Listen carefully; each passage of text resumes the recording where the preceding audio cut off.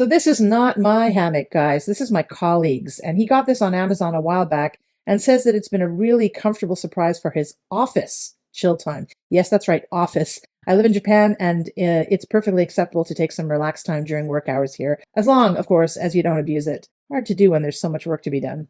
He likes that this hammock is big enough to lie in diagonally without feeling squeezed, and after trying it out myself, I can confirm that the fabric feels soft and embracing enough to hang out in for long stretches of time. Bring a book, bring your work.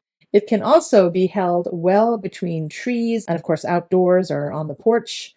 My colleague told me that the setup was straightforward, didn't take him too long to get it strung up, and the ropes and carabiners feel solid enough for everyday use. For something he just wants to use for relaxing, napping, and just stretching out as he reads, it would appear that this item can do the job without drama. On the downside, he says that if you're after a super lightweight option for on the go, obviously this is not the most compact choice. It's bulky and takes up a lot of space. Fortunately, his office has space in spades.